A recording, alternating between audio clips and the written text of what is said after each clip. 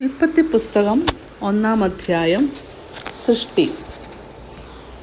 ആദിയിൽ ദൈവം ആകാശവും ഭൂമിയും സൃഷ്ടിച്ചു. ഭൂമി പാഴായും ശൂന്യമായും ഇരുന്നു. ആഴത്തിന്മീതെ ഇരുളുണ്ടായിരുന്നു. ദൈവത്തിൻ്റെ ആത്മാവ് വെള്ളത്തിന് മീതെ പരിവർത്തിച്ചുകൊണ്ടിരുന്നു. വെളിച്ചം ഉണ്ടാകട്ടെ എന്ന് ദൈവം കൽപ്പിച്ചു. വെളിച്ചമുണ്ടായി. വെളിച്ചം നല്ലത് എന്ന് ദൈവം കണ്ടു. ദൈവം വെളിച്ചവും ഇരുളും തമ്മിൽ വേർപിരിച്ചു. ദൈവം വെളിച്ചത്തിന് പകലെന്നും ഇരുളിന് രാത്രി എന്നും പേരിട്ടു. സന്ധ്യയായി ഉഷസ്സുമായി 1-ാം ദിവസം. ദൈവം വെള്ളങ്ങളുടെ മധ്യേ ഒരു വിധാനമുണ്ടാകട്ടെ, അത് വെള്ളത്തിനും തമ്മിൽ വേർപിരിവായി ഇരിക്കട്ടെ എന്ന് കൽപ്പിച്ചു. വിധാനമുണ്ടാക്കിയിട്ട് ദൈവം വിധാനത്തിനു കീഴിലുള്ള വെള്ളവും വിധാനത്തിനു മീതെയുള്ള വെള്ളവും തമ്മിൽ വേർപിരിച്ചു. അങ്ങനെ സംഭവിച്ചു. ദൈവം വിധാനത്തിന് ആകാശം എന്ന് പേരിട്ടു. സന്ധ്യയായി ഉഷസ്സുമായി 2-ാം ദിവസം. ദൈവം ആകാശത്തിന് കീഴെയുള്ള വെള്ളം ഒരു സ്ഥലത്ത് കൂടട്ടെ, ഉണങ്ങിയ നിലം കാണട്ടെ എന്ന് കൽപ്പിച്ചു. അങ്ങനെ സംഭവിച്ചു.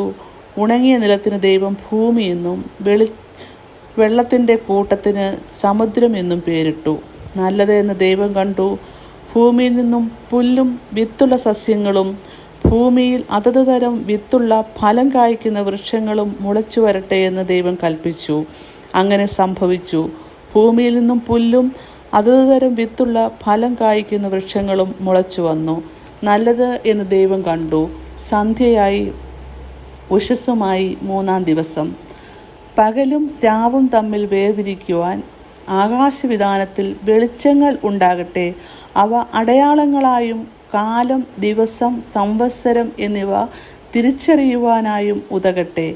ഭൂമിയെ പ്രകാശിപ്പിക്കാൻ ആകാശവിധാനത്തിൽ അവ വെളിച്ചങ്ങളായിരിക്കട്ടെ എന്നും ദൈവം കൽപ്പിച്ചു. അങ്ങനെ സംഭവിച്ചു. പകൽ വാഴേണ്ടതിന് വലിപ്പമേറിയ വെളിച്ചവും രാത്രി വാഴേണ്ടതിന് വലിപ്പം കുറഞ്ഞ വെളിച്ചവുമായി 2 വലിയ വെളിച്ചങ്ങൾ ദൈവം ഉണ്ടാക്കി. നക്ഷത്രങ്ങളെയും ഉണ്ടാക്കി. ഭൂമിയെ പ്രകാശിപ്പിക്കാനും പകലും രാത്രിയും വാഴുവാനും വെളിച്ചത്തെയും ഇരുളിനെയും തമ്മിൽ വേർതിരിക്കുവാനുമായി ദൈവം അവയെ ആകാശവിധാനത്തിൽ നിർത്തി. നല്ലത് എന്ന് ദൈവം കണ്ടു. സന്ധ്യയായി ഉഷസ്സുമായി 4-ാം ദിവസം. വെള്ളത്തിൽ ജലജന്തുക്കൾ കൂട്ടമായി ജനിക്കട്ടെ. ഭൂമിയുടെ മീതെ ആകാശവിധാനത്തിൽ പറവജാതി പറക്കട്ടെ എന്നും ദൈവം കൽപ്പിച്ചു. ദൈവം വലിയ തിമിംഗലങ്ങളെയും വെള്ളത്തിൽ കൂട്ടമായി ജനിച്ച് ചരിക്കുന്ന അതത് തരം ജലജന്തുക്കളെയും അതത് തരം പറവജാതിയെയും സൃഷ്ടിച്ചു. നല്ലത് എന്ന് ദൈവം കണ്ടു. നിങ്ങൾ വർദ്ധിച്ചു പെരുകി സമുദ്രത്തിലെ വെള്ളത്തിൽ നിറയുവീൻ. പറവജാതി ഭൂമിയിൽ പെരുകട്ടെ എന്ന് കൽപ്പിച്ചു. ദൈവം അവയെ അനുഗ്രഹിച്ചു. സന്ധ്യയായി ഉഷസ്സുമായി 5-ാം ദിവസം. അതത് തരം കന്നുകാലി, ഇഴജാതി, കാട്ടുമൃഗം ഇങ്ങനെ അതത് തരം ജീവജന്തുക്കൾ ഭൂമിയിൽ നിന്ന് ഉണ്ടാകട്ടെ എന്ന് ദൈവം കൽപ്പിച്ചു. അങ്ങനെ സംഭവിച്ചു. ഇങ്ങനെ ദൈവം അതത് തരം കാട്ടുമൃഗങ്ങളെയും അതത് തരം കന്നുകാലികളെയും അതത് തരം ഭൂചര ജന്തുക്കളെയും ഉണ്ടാക്കി. നല്ലത് എന്ന് ദൈവം കണ്ടു. അനന്തരം ദൈവം നമുക്ക് നമ്മുടെ സ്വരൂപത്തിൽ നമ്മുടെ സാദൃശ്യപ്രകാരം മനുഷ്യനെ ഉണ്ടാക്കാം. അവർ സമുദ്രത്തിലുള്ള മത്സ്യത്തിന്മേലും ആകാശമുള്ള പറവജാതികളുടെ മേലും മൃഗങ്ങളുടെ മേലും സർവ്വഭൂമിയിലും ഭൂമിയിൽ ഇഴയുന്ന എല്ലാ ഇഴജാതികളുടെ മേലും വാഴട്ടെ എന്ന് കൽപ്പിച്ചു. ഇങ്ങനെ ദൈവം തൻ്റെ സ്വരൂപത്തിൽ മനുഷ്യനെ സൃഷ്ടിച്ചു. ദൈവത്തിൻ്റെ സ്വരൂപത്തിൽ അവനെ സൃഷ്ടിച്ചു. ആണും പെണ്ണുമായി അവരെ സൃഷ്ടിച്ചു.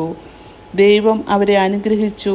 നിങ്ങൾ സന്താന പുഷ്ടിയുള്ളവരായി പെരുകി ഭൂമിയിൽ നിറഞ്ഞ് അതിനെ അടക്കി സമുദ്രത്തിലെ മത്സ്യത്തിന്മേലും ആകാശത്തിലെ പറവജാതികളുടെ മേലും സകല ഭൂചര ജന്തുക്കളുടെ മേലും വാഴുവീൻ എന്ന് അവരോട് കൽപ്പിച്ചു. ഭൂമിയിലെങ്ങും വിത്തുള്ള സസ്യങ്ങളും വൃക്ഷത്തിൻ്റെ വിത്തുള്ള ഫലം കായ്ക്കുന്ന സകല വൃക്ഷങ്ങളും ഇതാ ഞാൻ നിങ്ങൾക്ക് തന്നിരിക്കുന്നു. അവ നിങ്ങൾക്ക് ആഹാരമായിരിക്കട്ടെ. ഭൂമിയിലെ സകല മൃഗങ്ങൾക്കും ആകാശത്തിലെ സകല പറവകൾക്കും ഭൂമിയിൽ ചരിക്കുന്ന സകല ഭൂചര ജന്തുക്കൾക്കും ആഹാരമായി പച്ച സസ്യം ഒക്കെയും ഞാൻ കൊടുത്തിരിക്കുന്നു എന്ന് ദൈവം കൽപ്പിച്ചു. അങ്ങനെ സംഭവിച്ചു. താൻ ഉണ്ടാക്കിയതിനെയെല്ലാം ദൈവം നോക്കി, അത് എത്രയും നല്ലത് എന്ന് കണ്ട് സന്ധ്യയായി ഉഷസ്സുമായി 6-ാം ദിവസം 1-ാം അധ്യായം ഇങ്ങനെ അവസാനിക്കുന്നു.